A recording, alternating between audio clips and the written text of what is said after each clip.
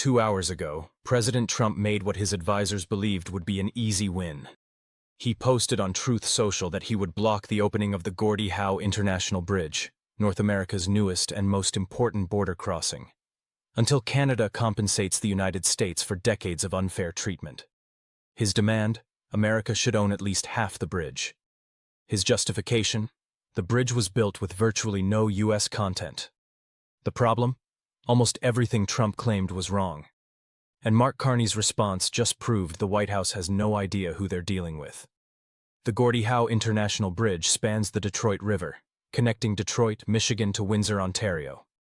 It represents the single most vital trade corridor in North America. Every day, $400 million in goods crosses between Windsor and Detroit. Auto parts move from Canadian factories to American assembly lines. Raw materials flow south. Finished vehicles flow back north. The existing Ambassador Bridge, built in 1929, handles this traffic alone, creating bottlenecks, delays, and vulnerability. The Gordie Howe Bridge was designed to solve that problem. 6 lanes. Modern infrastructure. Capacity to handle the next 50 years of continental trade. Here's what makes Trump's threat so stunning. Canada paid for the entire bridge. Not half. Not most. All of it. Over $4 billion in Canadian taxpayer money funded construction, land acquisition, customs facilities, and connecting infrastructure on both sides of the border. The state of Michigan contributed exactly $0 to construction costs. Michigan receives partial ownership because the bridge physically connects to American soil. That's it. Under the agreement signed during Trump's first term, Michigan owns the land and infrastructure on the American side. Canada owns the bridge structure itself and the Canadian side facilities. Both parties operate the crossing jointly through the Windsor-Detroit Bridge Authority. Trump's Truth Social post claimed the bridge was built with virtually no U.S. content and accused Canada of treating America unfairly for decades. He wrote that he would not allow the bridge to open until the United States receives full compensation for everything we have given them. He also complained that Ontario continues to prohibit American alcohol sales as retaliation for U.S. tariffs. The Post concluded, "We will start negotiations immediately." The White House strategy was transparent. Apply sudden pressure on a high-value target. Force Carney to negotiate under threat. Extract concessions on trade, tariffs, and provincial retaliatory measures. Canada look weak before international audiences. Get a quick win that plays well domestically. But before we break down what actually happened next, if you find this analysis valuable, hit that subscribe button and drop a like so you never miss coverage like this. Mark Carney responded within hours, but not with panic or outrage. He picked up the phone and called Trump directly. According to Carney's public statements afterward, the call was positive. He explained to Trump that Canada paid for bridge construction, over $4 billion. He explained that ownership is shared between Michigan and Canada under existing agreements. He explained that Canadian steel and Canadian workers built the bridge, but that American suppliers, contractors, and workers were involved throughout. He explained all of this calmly, directly, and without theatrics. Then Carney did something that caught Washington completely off guard. He went public with the facts. Not through angry press conferences or social media tirades. Through calm, factual statements that exposed every false claim in Trump's post. Carney told reporters that Canada funded construction entirely.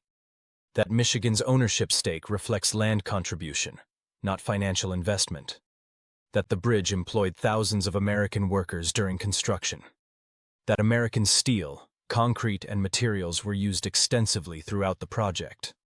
Ontario Premier Doug Ford, who has become one of Trump's loudest critics since tariffs began, went further. Ford pointed out that Trump's complaint about Ontario's alcohol ban proves the ban is working. He can end it tomorrow by dropping unfair tariffs, Ford said. I encourage Canadians not to back off. Ford has spent millions on anti-tariff advertising in American border states, featuring Ronald Reagan's warnings about protectionism. The ads have resonated with American business leaders who depend on cross-border trade. Here's why Trump's threat immediately backfired. The Gordie Howe Bridge is not a Canadian project that benefits Canada alone. It is continental infrastructure that American businesses desperately need. The automotive industry, which employs millions of Americans, depends on seamless cross-border logistics. Every major American automaker, Ford, General Motors, Stellantis, has publicly supported the bridge's construction. Their supply chains require it. Manufacturing executives have warned repeatedly that border delays cost billions annually. The bridge solves that problem. Blocking its opening doesn't hurt Canada more than America. It hurts both equally. Canadian trucks carrying parts to Detroit factories get delayed. American trucks carrying finished vehicles to Canadian buyers get delayed. The entire integrated North American auto industry suffers. Michigan's economy, already strained by tariff uncertainty, takes another hit. Wisconsin, Ohio, Pennsylvania, all states with automotive exposure, feel the impact. These are not blue states Trump can afford to ignore politically. These are swing states where economic pain translates directly into voter anger.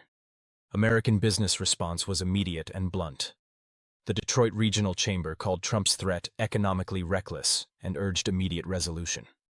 The U.S. Chamber of Commerce warned that blocking critical infrastructure over political disputes undermines investor confidence in American stability. Automotive industry lobbyists privately told White House officials that the threat was insane, given supply chain integration realities. These were not Canadian voices complaining. These were American business leaders telling their own president to back down. The international reaction made things worse. The bridge represents a bilateral agreement negotiated and signed during Trump's first presidency. Threatening to violate that agreement unilaterally signals to every trading partner that American commitments mean nothing. If the United States can arbitrarily block infrastructure projects after construction is complete and paid for, what other agreements might Washington tear up without warning? Trade deals? Defense commitments? Investment protections? Carney's calm, factual response created a trap for Trump. By clearly stating the facts, Canada paid, Michigan contributed land, ownership is shared under existing agreements, Carney made it impossible for Trump to escalate without looking either dishonest or ignorant. If Trump pushes forward with blocking the bridge, American businesses will blame him for economic damage. If he quietly backs down, he looks weak after making a public threat. If he claims victory after minor concessions, everyone knows the facts prove otherwise. But what really caught Washington off guard was the realization that Carney had been preparing for exactly this kind of confrontation. The bridge dispute didn't emerge in isolation. It came during an escalating series of trade conflicts, tariff threats, and public insults between Trump and Carney.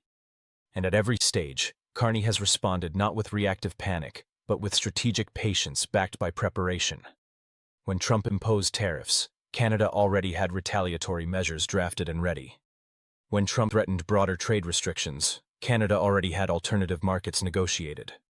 When Trump demanded changes to USMCA, Canada already had legal challenges prepared. The pattern is consistent. Carney doesn't improvise responses to American pressure. He executes plans built months in advance. The bridge threat revealed another dimension of that preparation. Carney's public response included exact financial figures, construction timelines, employment numbers, and legal agreements. He didn't need to look anything up. He didn't need briefings.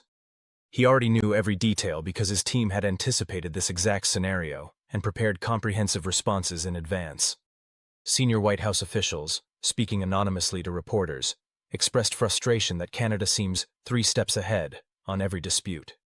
One described the situation as playing chess against someone who's already seen your next 10 moves. Another complained that every time the administration applies pressure, Canada has already built an escape route. The bridge dispute now sits in an uncomfortable stalemate. Trump made a public threat he cannot easily enforce without massive economic and political blowback. Carney called his bluff by calmly stating facts that undermine Trump's entire position. American businesses are pressuring the White House to resolve the issue quickly. Michigan's Republican leadership is quietly urging de-escalation. And the bridge's opening, scheduled for late spring, approaches rapidly. Trump has 3 options, none of them good. He can follow through on blocking the opening and watch Michigan's economy take another hit while American automakers howl in protest. He can quietly back down and suffer the humiliation of retreating after a public threat. Or he can claim some face-saving compromise that everyone knows is meaningless given the underlying facts. Carney, meanwhile, has positioned Canada perfectly. By paying for the bridge entirely, Canada holds the moral and legal high ground. By responding calmly with facts rather than emotion, Carney looks like the adult in the room. By having American business leaders defend Canadian interests, Carney has effectively turned domestic American pressure against Trump's position. There's speculation in Washington that the bridge threat was never really about the bridge itself. Some analysts believe Trump wanted to create leverage on other trade issues by threatening something Canada and Michigan both value. If that was the strategy, it failed spectacularly.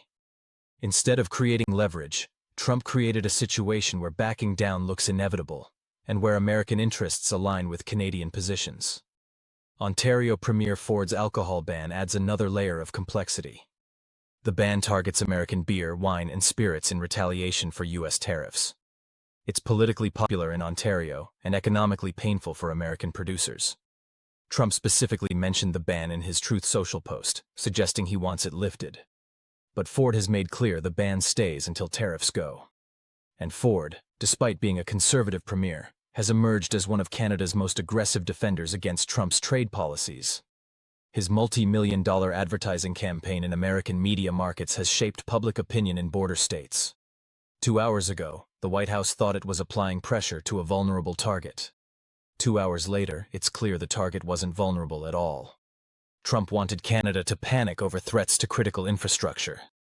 Instead, Canada calmly explained why the threats made no sense. Trump wanted to look strong by making demands. Instead, he looks uninformed about basic facts of a project his own administration approved. Trump wanted leverage. Instead, he created a situation where American businesses are demanding he back down. Mark Carney didn't need to shout, threaten, or escalate. He just needed to tell the truth and let American economic interests do the rest. And that, more than anything else, is what has Washington scrambling. Because if Carney can turn an aggressive American threat into an American retreat by simply being right and being patient, what else can he do? What other confrontations has he already prepared for? What other traps has he already built? The Gordie Howe Bridge will open. Everyone knows it. The question is whether Trump climbs down gracefully or gets pushed. And the answer to that question will shape every negotiation between Washington and Ottawa for years to come.